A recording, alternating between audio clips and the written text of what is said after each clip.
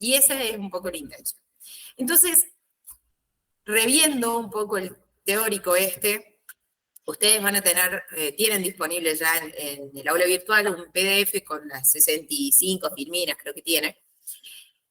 Pero cuando yo voy dictando, munida de la filmina, me doy cuenta como que por ahí se va perdiendo, como diciendo, sí, te estoy siguiendo lo que dice esta filmina, pero no sé para qué me estás queriendo explicar esto.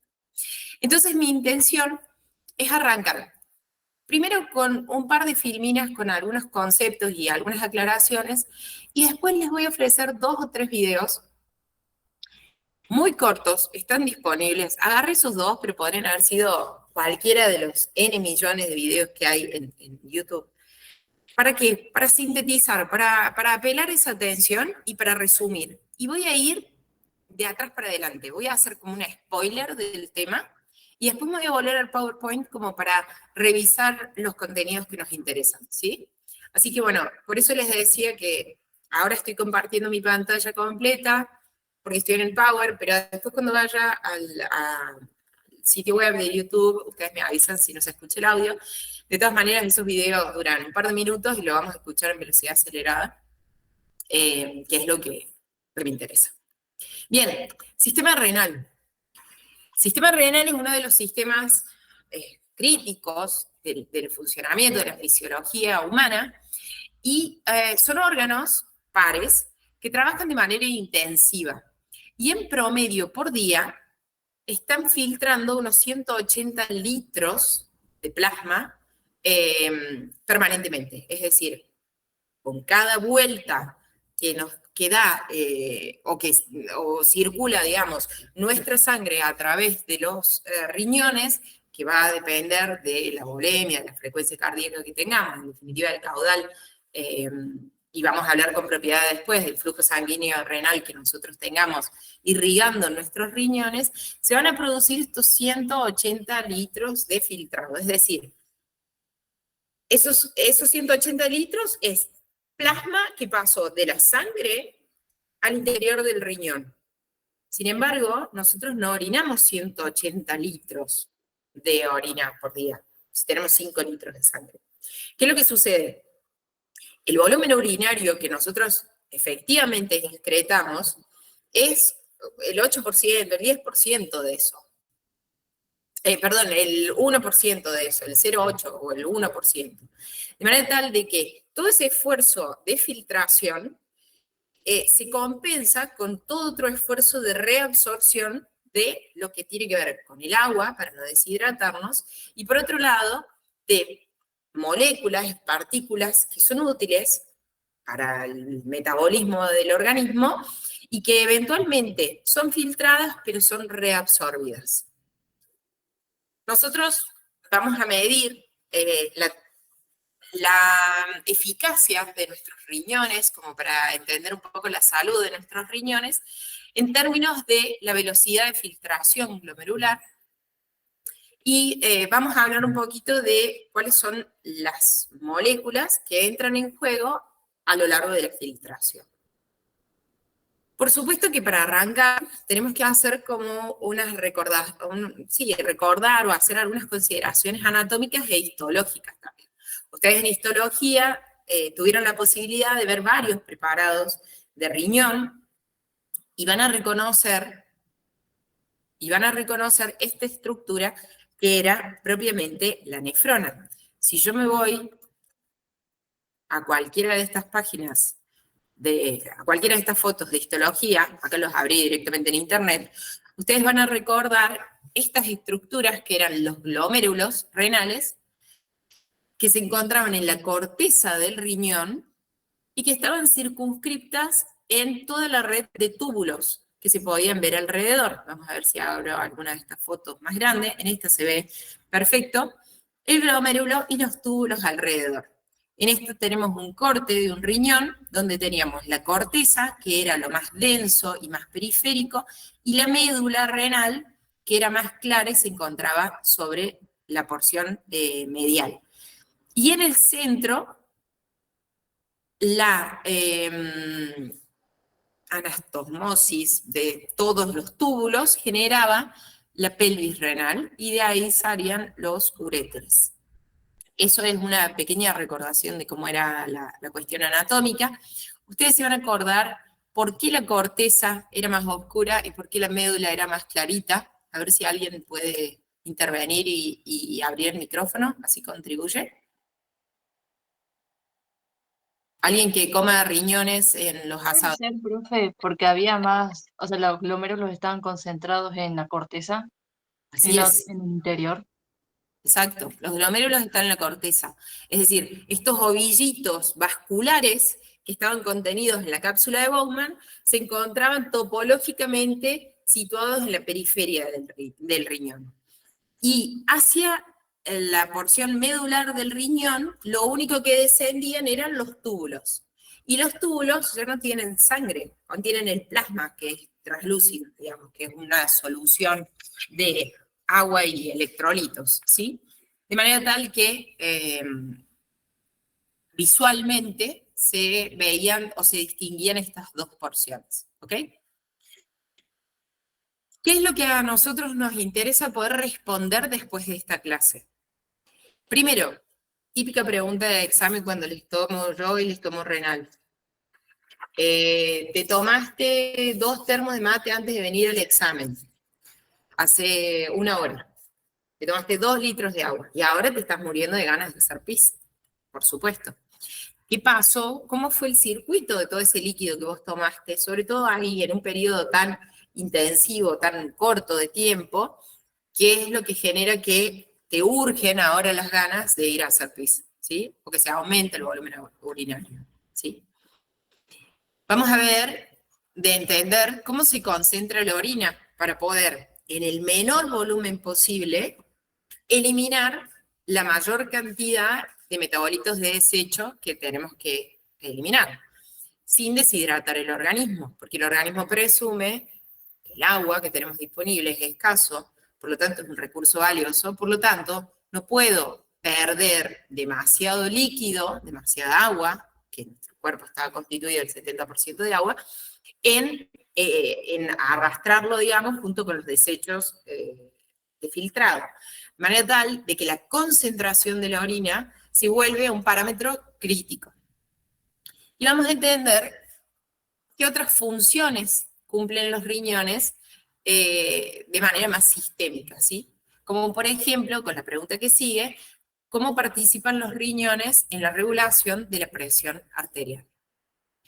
Y por último, lo que vamos a cerrar es mencionando algunas cuestiones de qué alternativas se brindan desde la ingeniería biomédica para cuando la función renal está dañada. Es decir, qué instrumentación artificial puede sustituir la función renal en caso de pacientes que lo requieran. ¿Sí? ¿Qué es lo que vamos a arrancar? Hay un video muy tonto. Díganme ustedes si se escucha. ¿Esperen? ¿Se escucha? No, no No se se escucha. escucha. Vamos a cambiar a... Voy a dejar de compartir, no hay ningún problema. Vamos acá, tuki, tuki, tuki, dejar. Venga, porque son solamente estos dos. Compartir.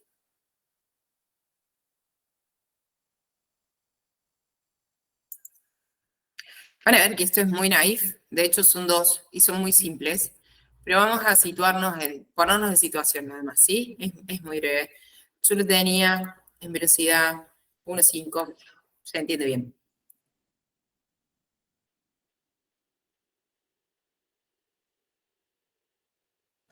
No se escucha. ¿No se escucha? No, pero si podría mandar el link, nosotros lo vemos aparte, creo que sería mejor. ¿No se escucha? ¿En serio? Añe, y en la pestaña de Meet, fíjate que tiene que decir permitir el audio del Ok, decime video. en dónde. Arribita tiene como un slider, es como un interruptor. Decime dónde, mi negro. En la pestaña del Meet. Permitir audio de no sé qué, algo así, digamos, se llama el... No, permitir salir con un audio y video, sí, para entrar al Meet. Eso Sí. me lo dejó. De todas maneras, es una estupidez porque Si querés, pásamelo y yo lo reproduzco de acá. sí, o yo les comparto el link directamente. A ver.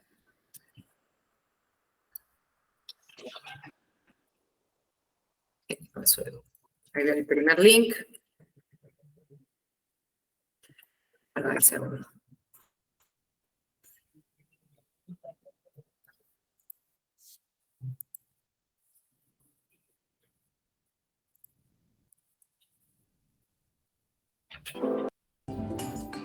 Entre nuestros órganos. Pues ahí estás compartiendo como que es como ventana negro. Sí, como pestaña. Cuando pones presentar, vas a presentar como pestaña. Ah, como pestaña, sí, tenés razón. Yo Y le puse abajo dice permitir audio. compartir audio de la pestaña. No, tenés razón, es que recién entré como ventana. Ah, ok. Déjamelo si querés, déjamelo y ahí te piso yo. ¿Sí? Dale. Ahí va de nuevo. Te pido disculpas. Les Está bien. pido disculpas. Ahí va. Bueno, ahí Órganos hay vamos. algunos individuales, por ejemplo, el corazón o el estómago, mientras que otros forman pareja, como los riñones, pero necesitamos dos en realidad. Los riñones filtran varias veces al día nuestra sangre, un volumen total de 1800 litros, aunque ellos solo tengan el tamaño de un aguacate. En el primer paso, los riñones filtran como un colador. Las partículas más grandes, como las células sanguíneas, permanecen así en el sistema circulatorio. Las sustancias más pequeñas que el cuerpo aún necesita se devuelven a continuación al organismo: azúcares, diversos nutrientes y la mayor parte del agua. El resto constituye un volumen de 1 a 2 litros de orina diaria, que se recoge en la pelvis y pasa luego a la vejiga. Con la orina se excretan las sustancias inservibles. Se trata de ácidos úricos y grasos, sustancias extrañas y electrolitos en exceso. Junto con el corazón, los riñones son el órgano más importante para regular la tensión arterial. Esta aumenta cuando los riñones eliminan menos líquido. Los riñones también provocan la secreción de la enzima renina. Esto hace que los vasos sanguíneos se estrechen y aumente la presión. En caso de estrés, las cápsulas suprarrenales liberan adrenalina. Esto aumenta repentinamente el ritmo cardíaco y la presión arterial. Pero una tensión alta permanente puede dañar los riñones. Para continuar filtrando suficiente sangre, estos aumentan el flujo y la presión sanguínea se eleva aún más, un círculo vicioso. El trabajo de filtrado en los riñones lo realizan las llamadas nefronas. Cada riñón tiene alrededor de 1 millón de ellas, pero las nefronas mueren a lo largo de la vida, lo que reduce la eficacia de los riñones. Por eso es conveniente tener recambios. En caso necesario, un solo riñón sano es capaz de hacer todo el trabajo, y aunque sea dura la despedida, si se dona, el segundo riñón puede salvar la vida de otra persona. Ok. Bien. Esto, vuelvo al Meet. Es como muy introductorio, simplemente como para hacer una... ¿qué es lo que me interesa por ahí? Hacer como una pequeña instancia gráfica, si quiere, para entender todos estos elementos. Pero si hacemos un resumen de lo que estábamos viendo recién, veíamos por un lado la función de filtración de solutos y también de los excesos de líquido. Hablaban de la función endocrina o de la función hormonal. También vamos a hablar de una función de secreción, que es otra de las funciones. Y después la situación anatómica, si se quiere, de el riñón y sus relaciones, para con la vejiga y por supuesto para con el aparato circulatorio. En un segundo vamos a avanzar con el Power y después voy a volver. Y después voy a volver con el segundo video. Acá. Y venimos para acá. A nivel más microscópico, nosotros habíamos definido a la nefrona como nuestra unidad funcional en el riñón, ¿sí? Que nosotros, en histología, lo que veíamos era la cara real que tiene esta nefrona, que acá está hermosamente dibujada en todas sus partes.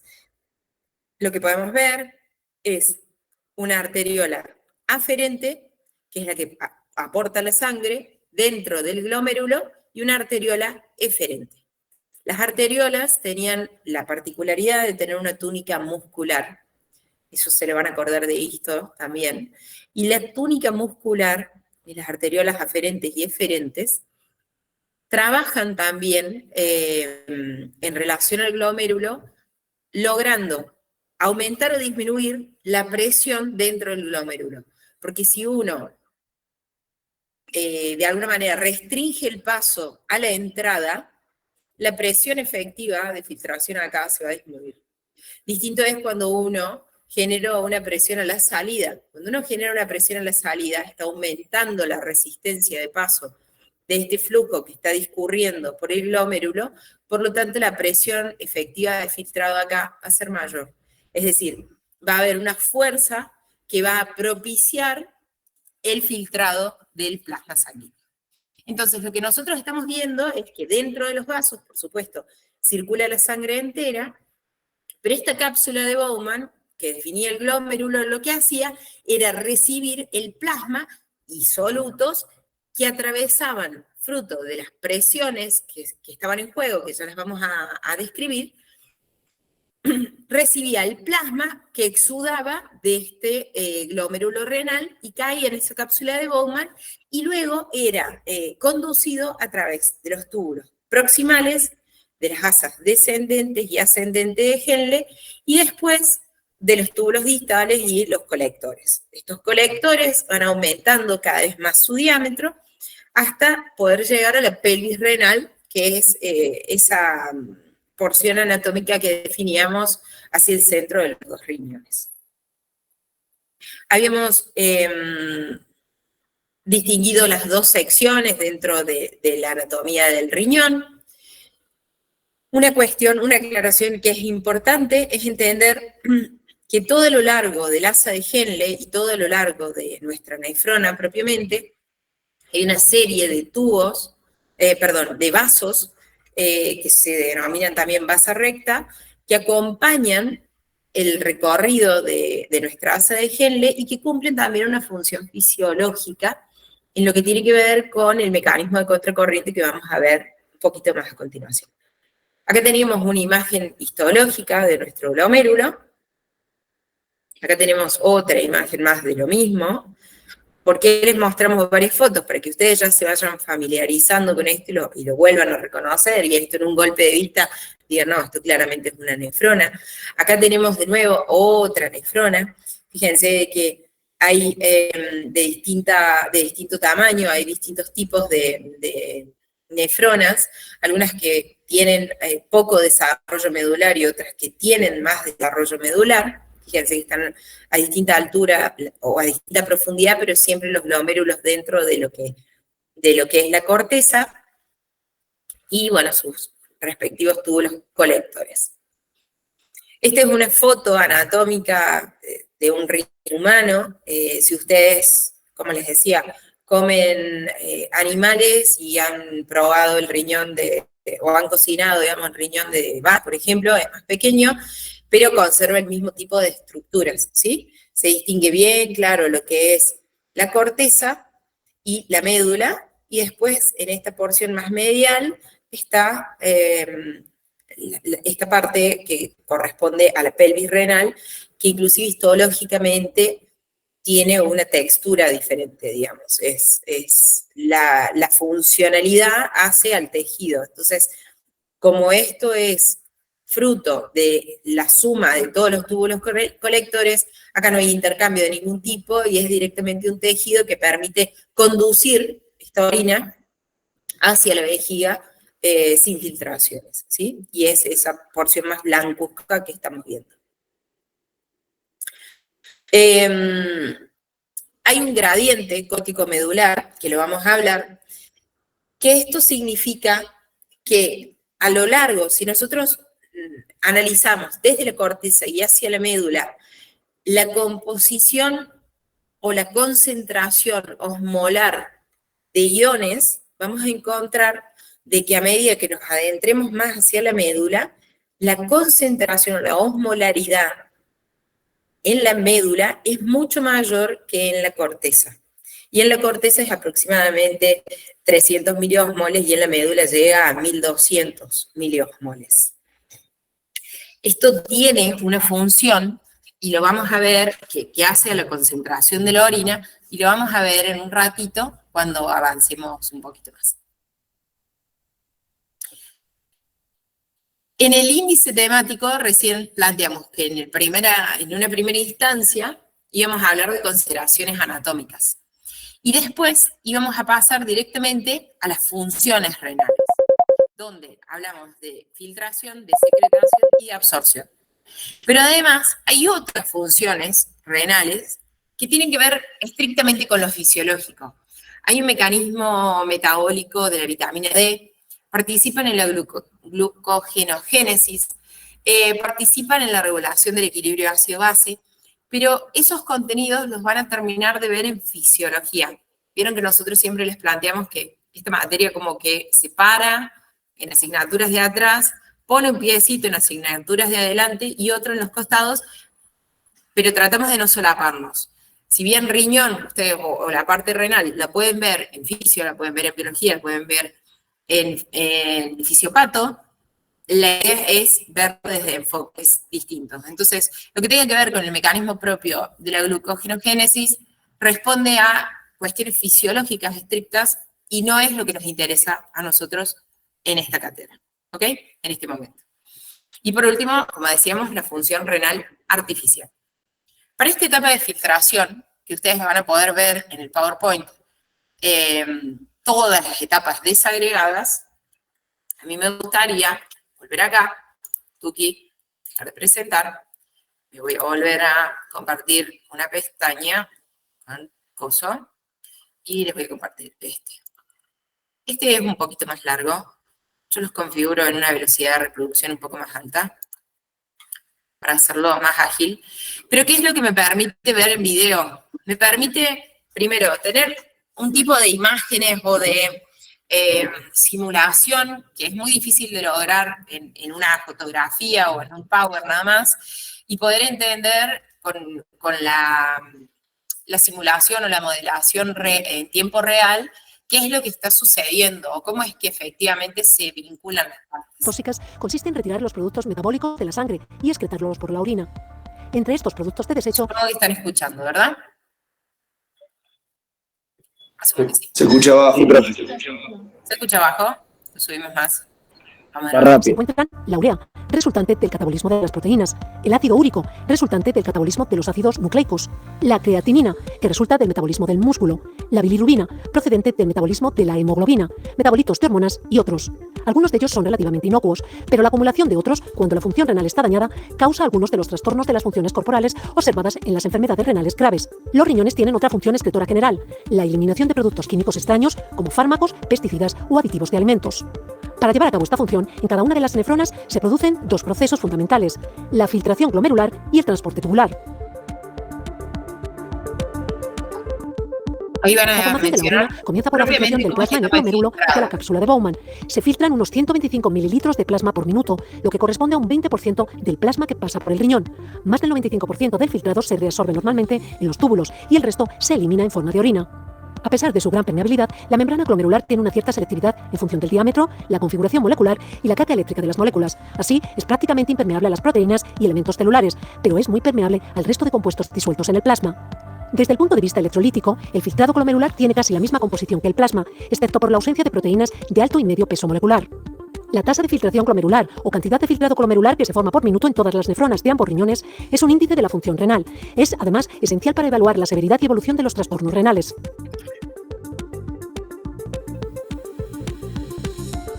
Ahora El filtrado salimos de los glomerular originado glomérulos. pasa a través de todo el segmento tubular, cuyo epitelio reabsorbe y secreta de forma selectiva diferentes compuestos. El líquido que resulta de este proceso entra en la pelvis renal como orina.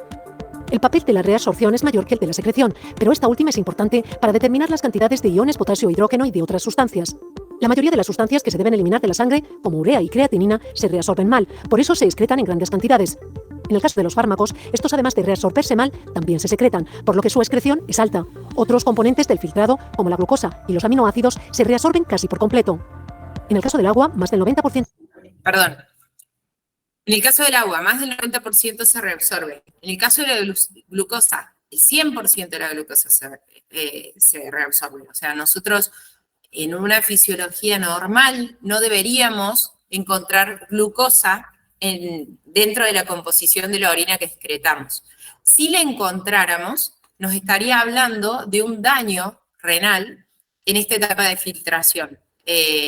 La glucosa es una molécula pequeñita, pero en el caso que nosotros la encontremos en el la composición de la orina, que de hecho es una patología que la detectaban porque, por ejemplo, la gente iba a orinar y de repente se llenaba de hormigas donde orinaba, por la presencia de este azúcar, y bueno, esto le sucedía, por ejemplo, a algunos diabéticos no tratados o a algún otro tipo de patología renal, donde esta función de reabsorción de una molécula tan fundamental como es la molécula de glucosa para la energía del organismo, que se terminaba excretando, hablaba de un estado sumamente afectado de los riñones y del proceso de filtración. De la cantidad que se ha filtrado, posteriormente es reabsorbida, principalmente en el túbulo proximal y la rama descendente del asa de Henle. Ahora revisamos qué pasa en cada una de las ramas. Los riñones son los encargados de lograr un equilibrio entre el agua corporal y los iones inorgánicos. Esta parte se los dejo porque va a ser un minutito nada más, pero esta cuestión de la función de pH y el equilibrio ácido-base y demás, no es el enfoque que a nosotros nos interesa desde la física, porque tiene que ver con fisio específicamente. Orgánicos para mantener estable la concentración de esas sustancias en el líquido extracelular. Este equilibrio se logra mediante cambios en la composición de la orina excretada. Algunas de las sustancias del medio interno, reguladas en gran parte por los riñones, son el agua, sodio, potasio, cloro, calcio, magnesio, sulfato, fosfato y el ion hidrógeno. No obstante, los riñones no son los únicos reguladores de las sustancias inorgánicas esenciales. La regulación de las presiones. Esto sí nos interesa, la regulación de la presión arterial. No sé si alguien tiene un familiar que sea hipertenso, pero es habitual cuando hay un episodio de hipertensión que el cardiólogo, cuando hay un episodio o cuando hay una enfermedad crónica, los cardiólogos suelen recetar diuréticos. Ahora vamos a ver esta parte y vamos a ver si podemos responder por qué el diurético. De sodio es el principal mecanismo de regulación a largo plazo de la presión arterial. El balance positivo de sodio provoca el aumento del volumen extracelular y, en consecuencia, el gasto cardíaco y la presión arterial. El riñón también es capaz de regular la presión arterial mediante un sistema hormonal llamado sistema renina-angiotensina. Las células del aparato justaglomerular secretan la renina, que actuará sobre el angiotensinógeno, originando angiotensina 1. Esta es convertida en angiotensina 2 por la enzima convertidora de angiotensina, ECA.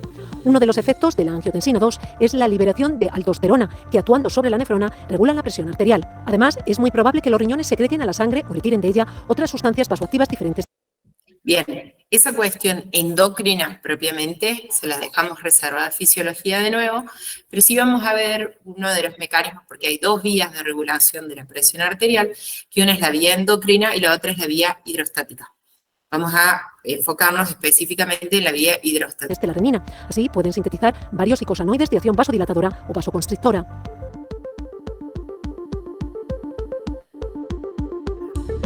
Los riñones secretan eritropoyetina, EPO. Esta hormona está relacionada con el control de la producción de eritrocitos en la médula ósea y, por tanto, con el mantenimiento de niveles de oxígeno adecuados para el funcionamiento del organismo. 1,25 dihidroxivitamina D3, que es la forma activa de la vitamina D, la cual interviene en el metabolismo del calcio, aumentando la absorción del calcio intestinal y la movilización del calcio óseo.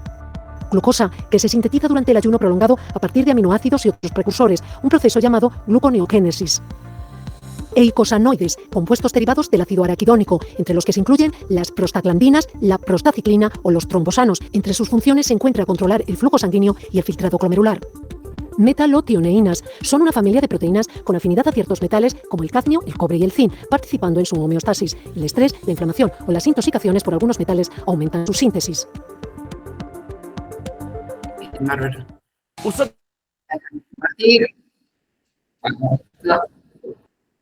Muy bien. Y ahora volvemos al Power.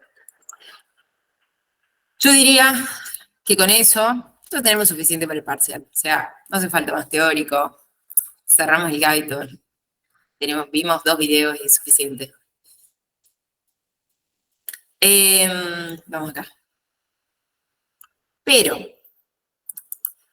si nos volvemos al material, sea el libro, sea el Power, o sea el apunte que ustedes tengan en la mano, lo que podemos hacer es desagregar estas funciones que estaban en este último video con los conceptos generales, ¿sí? No me voy a detener en lo que dice propiamente cada una de ellas, sino que vamos a ir tomando los conceptos generales. En este primer capítulo, en la etapa de filtración, si ustedes se acuerdan hace un ratito, yo les mencioné que medir la filtración glomerular es medir el estado de salud de esos riñones.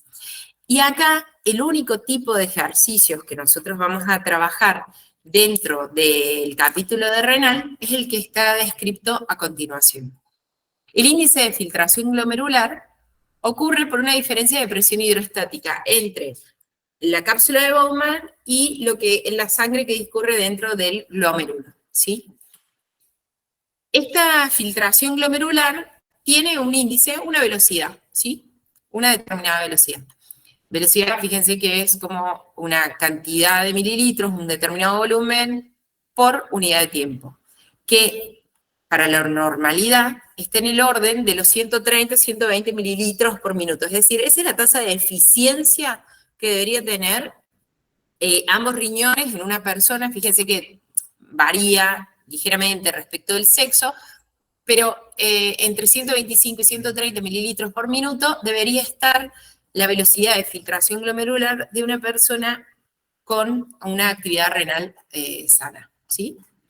Entonces, existen unos métodos para poder evaluar esa velocidad de filtración, que ahora vamos a ver en la clínica cómo se aplica, pero lo que me interesa detallar primero es cómo se compone esa velocidad de filtrado glomerular, ¿sí? Existe una fórmula que ustedes la van a encontrar en el libro de texto, que es esta. Es una polinómica, en realidad es una resta, entre dos presiones ponderadas por un factor menos dos concentraciones, ¿sí? A esta resta se la puede sustituir por la presión efectiva de filtrado. ¿Y qué es lo que significa esto? Que por un lado, nosotros vamos a tener una presión hidrostática en el capilar, es decir, esta sangre que discurre por el capilar viene con determinada presión hidrostática, ¿ok? Pero por otro lado, en la cápsula de Bowman, o sea, acá afuera, del otro lado de la membrana del capilar, también hay un líquido que está ejerciendo una presión hidrostática. Y a su vez, estas dos se contraponen, por eso están restadas, ¿sí? Y por otro lado, ¿qué otra fuerza a través de una membrana permeable genera movimiento? Y las diferencias de concentraciones. Y cuando hablábamos de oncótico, nos referíamos a las concentraciones de proteínas, ¿sí? Por eso hablábamos de oncótico, a un lado y el otro de nuestra membrana semipermeable que va a ser la pared del capilar ¿sí? Por un lado, las proteínas presentes en la cápsula de Bowman, y por otro lado, las proteínas presentes dentro de el tubo, el capilar sanguíneo propiamente. Entonces, en definitiva, bueno, y tenemos también un coeficiente de depuración, ¿sí? Que es una constante, ¿sí? Que viene provista. En definitiva, ¿por qué yo sustituía todo esto por la presión efectiva de filtrado? Porque lo que uno puede hacer es una composición del sistema de fuerza, donde vos tenés la presión hidrostática a uno y a otro lado, y la presión oncótica ejercida a uno y otro lado, que da una resultante, que puede ser positiva o negativa, digamos. Normalmente va a ser positiva, de manera tal de que esa presión efectiva de filtrado es la que va a lograr que se exude el plasma desde el interior del capilar hacia la cápsula de Bowman, formando esta protoorina dentro de la cápsula de Bowman. ¿Eso se entiende lo que estoy diciendo? Esto lo veíamos ahí anatómicamente, esto es un diagrama de lo mismo. Fíjense que la presión neta de filtración, que yo les decía esa resultante, que puede ser positiva o negativa, naturalmente va a ser positiva, va a ser la presión hidrostática de la sangre, ¿sí? Menos la presión coloidosmótica que le dice, no salgas agua, quédate acá que tengo un montón de proteína para diluir. O sea, dentro del mismo vaso se generan estas dos fuerzas antagónicas, ¿sí? Porque la coloidosmótica le dice al agua, no salgas, tengo un montón de proteína para que me diluyas, y el agua dice, no, me conviene salir afuera porque tengo en realidad la presión hidrostática acá es mayor de este lado de la membrana que del otro. Y por otro lado, acá hay líquido, como decíamos, entonces teníamos una presión hidrostática. Lo que acá es insignificante es la presión oncótica de la cápsula de Bowman, porque prácticamente no hay proteínas. ¿Y por qué no hay proteínas de este lado? Porque las proteínas son grandes y no atraviesan la membrana del capilar, ¿sí? La membrana del vasito este. De manera tal que el resultante, en todo caso, de esta presión efectiva de filtración va a depender de cómo se conjugan estos y además de las eventuales compresiones que se generen en las arteriolas aferentes y eferentes. ¿Se acuerdan que hace un ratito lo mencioné? Si este es el sentido de circulación es de izquierda a derecha. Si en la eferente yo logro una constricción de esta sección, es decir, ajusto, achico, disminuyo la sección, la presión hidrostática que se va a generar acá va a ser mayor. Consecuentemente, esta componente va a ser mayor, consecuentemente la presión neta de filtración va a ser mayor. ¿Y esto qué es lo que podría suceder? Y bueno, esto podría suceder por acción hormonal, por ejemplo, porque he consumido demasiado líquido y necesito efectivamente limpiar al organismo de ese exceso de líquido. Por lo tanto, tengo una presión hidrostática mayor que produce mayor protoorina. ¿Se entiende eso? En el caso contrario, si yo restringiera el ingreso, puedo estar afectando la presión hidrostática acá, ¿sí? De manera tal que la presión efectiva de filtrado sea menor y la tasa de filtración baje o disminuye un poquito, porque en ese momento fisiológicamente no tengo este estrés, digamos, que me está requiriendo, por ejemplo, eliminar líquido del cuerpo a través de la orina. Lo que dice acá es lo que estábamos hablando, ¿no? Las fuerzas que favorecen y las fuerzas que se oponen a la filtración. Y algo que es importante, que más allá de que esto va cambiando en el tiempo, digamos, así como lo íbamos contando, la presión efectiva de filtración se mantiene constante y de hecho debería haber, más allá de una variabilidad del flujo sanguíneo renal, debería haber una irrigación constante sobre nuestros riñones, ¿sí? O sea, el caudal de sangre que se les provee es constante. Esto que está acá, de las resistencias de las arteriolas, era lo que estábamos hablando, ¿no? Entonces, ¿qué debe ocurrir para que la filtración glomerular se mantenga constante a pesar de la presión arterial, por ejemplo, que suba o que baje? La resistencia intrarrenal de la arteriola aferente. Es decir, estas dos fascias musculares que tienen los capilares, las arterias, perdón, a la entrada y a la salida de los glomérulos, son las que me permiten ir regulando para que nuestro caudal sea aproximadamente constante. ¿En cuánto? En estos 125, 130 mililitros por minuto. ¿Cuáles son los otros mecanismos que tiene el organismo para decir, tengo exceso de líquido, estoy con sed, genero más orina, genero menos orina? A través de la absorción, o de la reabsorción, en todo caso, del líquido, ¿sí? Es decir, a través de un circuito que pasa más por lo hormonal.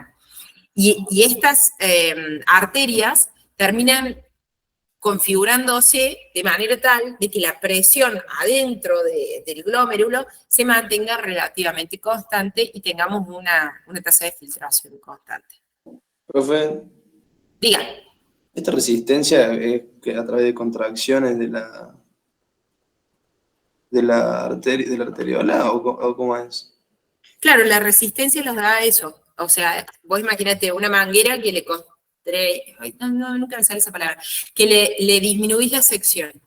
Cuando vos disminuís la sección de un determinado ducto, lo que estás haciendo es generar una resistencia a ese caudal, ¿sí? Bien, bien. Entonces, cuando hablan de resistencia, nos referimos a esto, ¿no? A reclutar las fibras musculares de estas arteriolas a la entrada o a la salida para poder mantener ahí un régimen de presión constante. Hay una serie de siglas que aparecen acá a continuación. La primera que ustedes tienen que reconocer es de que del gasto cardíaco, ¿sí? Los riñones reciben aproximadamente 1 o 1,2 litros por minuto de sangre, es decir, el 20, el 25% del gasto cardíaco. Esto significa, tomamos, por ejemplo, unos 1.100 mililitros de sangre por minuto. Esto es sangre, o sea, esto es lo que llega por glomérulos, ¿sí? ¿Y por qué me sirve esto? Porque dentro de los vasos nosotros tenemos el flujo sanguíneo renal, ¿no es cierto? Pero nos interesa saber, no la sangre entera, sino el plasma, o cómo es la contribución del plasma, porque el plasma es lo que se va a filtrar, es lo que va a pasar a través de la membrana y va a generar esta protoorina. Entonces, las primeras fórmulas que ustedes tienen que reconocer en filtración glomerular de renal es entender qué relación hay para saber la cantidad de plasma en función de la sangre entera. Ustedes tienen que conocer el hematocrito de una persona. ¿Qué era el hematocrito de una persona? ¿Alguien lo puede definir o se acuerda? ¿O lo sabe? El porcentaje de los elementos formes que son glóbulos rojos. Fantástico, sí, perfecto.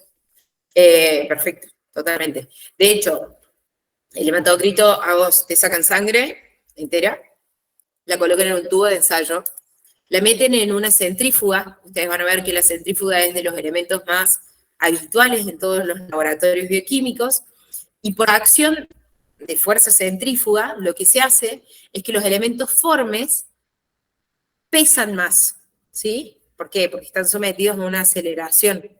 Entonces, como pesan más, se van al fondo. Entonces, cuando uno saca el tubito de la centrífuga, lo que ve es, en la parte de abajo, la sangre roja.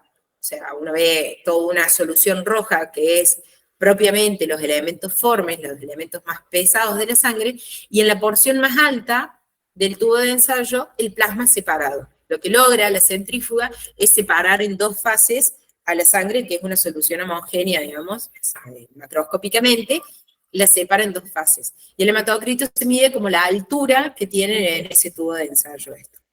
Entonces, la primera relación, nosotros necesitamos conocer cuál es el flujo plasmático renal, que en una persona, de nuevo, la personita del libro de física de 70 kilos, un hombre de más, debería estar en el entorno de los 600 mililitros por minuto, ¿sí? Existe otro concepto que lo van a encontrar ahí en la bibliografía cuando lo estudien, que es la fracción de filtración, que es simplemente un índice que se calcula entre el flujo plasmático renal y la velocidad de filtración, de filtrado glomerular, ¿sí? Que en el caso de una persona normal, es decir, que sus riñones tengan un flujo de plasma de 600 ml y estén filtrando 125, va a ser del entorno del 20%, ¿sí? Es un índice más. Ahora, ¿cómo hacemos nosotros? Nosotros ya vimos que la filtración glomerular se establecía a través de esta fórmula. Ahora, desde una química de laboratorio, ¿sí? No hay ninguna posibilidad que nosotros midamos con una técnica analítica cuáles son estas presiones en tiempo real. O sea, no podemos conocer la velocidad de filtrado glomerular a partir de esta fórmula. Sí la podemos entender teóricamente, pero en la práctica no la podemos conocer. ¿Cómo hacemos para conocerla? Bueno, para conocerla propiamente, lo que vamos a hacer es un estudio que se llama clearance. Un clearance es un método de análisis clínico que mide el volumen de plasma completamente liberado o depurado de una determinada sustancia en el tiempo. Es decir, mide la capacidad del riñón para eliminar o depurar una sustancia del plasma sanguíneo. Y en función de los resultados, uno lo que hace es colocar o seleccionar una molécula testigo y ver qué tan rápido se elimina esa molécula testigo del sistema. Entonces uno puede hacer un clearance de distintos tipos de sustancias. Miren, de creatinina, de inulina, de ácido paraaminohipúrico, de distintas sustancias. Van a ver en la bibliografía que la selección de una u otra sustancia puede dar información clínica distinta, ¿sí? Entonces por ahí el criterio clínico después del médico de pedir un clearance de tal cosa o tal otra. Pero a nosotros lo que más nos interesa en este punto es poder entender, ok, ¿cómo es que se calcula eso? ¿Sí? Entonces, primero, Para seleccionar la molécula que nosotros vamos a depurar, es importante que esa molécula no se metabolice ni se sintetice en el riñón. Y que los riñones eliminen la mayor parte de la misma, porque si de repente nosotros tenemos una determinada molécula circulando por todo el cuerpo, pero parte se queda porque el hígado la agarra y la mete junto con no sé qué otra molécula. Otra parte se transforma en no sé qué otra parte del aparato digestivo. Y así la vamos perdiendo y perdemos entonces la referencia. En cambio, si es una molécula que no le interesa a ningún otro órgano del cuerpo y que únicamente filtran los riñones, ahí tenemos como el testigo ideal para poder evaluar la función renal, ¿sí? La fórmula es muy breve, es muy pequeña, y es la concentración en el plasma, ¿sí?, de esa sustancia X, igual al volumen de orina por minuto de esa persona por la concentración en orina de esa misma sustancia por la concentración plasmática de esa sustancia. Vamos a hacer el ejemplo del ejercicio propiamente. Dice, a un paciente se le quiere determinar el clearance de creatinina, para lo cual se le pide que durante 24 horas recoja la orina excretada. Fíjense, ¿por qué? Porque acá nosotros necesitamos saber el volumen de orina minuto. ¿Cómo sé el volumen de orina minuto mío, por ejemplo? Y la única manera que tengo es todos los pichines a lo largo del día, los voy metiendo en una botella, y después sé cuántos minutos tiene en el día, sé cuánta orina generé, y ahí saco esta tasa, ¿sí? Entonces, al paciente, para poder realizar este cálculo, le piden que recolecte la orina durante 24 horas. Al día siguiente se le mide el volumen urinario, se toma una muestra de esa orina. Se le extrae una muestra de sangre y se mide ahí la muestra de orina, la concentración de creatinina. Los resultados son los siguientes. Les da una concentración en plasma, una concentración en orina y un volumen de orina de 24 horas. Entonces, ¿qué es lo que uno tiene que hacer? Tenemos que calcular esto y tenemos estos tres parámetros, donde el único cálculo que ustedes tienen que hacer es dividir esta orina que está en 24 horas en la cantidad de minutos que tenga el día, ¿sí? En este caso es 1,8 mililitros por minuto. Entonces, a partir de ese momento uno puede definir cuál es la filtración glomerular del paciente y en función de eso inferir si es un valor normal o patológico, si difiere de los 125-130 ml que decíamos por minuto. En este caso, con esos mismos parámetros, les da 95 mililitros por minuto, lo cual uno concluye que es bajo. Podés hacer una corrección si era hombre, si era mujer y demás, pero 95 es bajo, y la respuesta a esto sería: la función renal de esta persona está afectada porque está teniendo una velocidad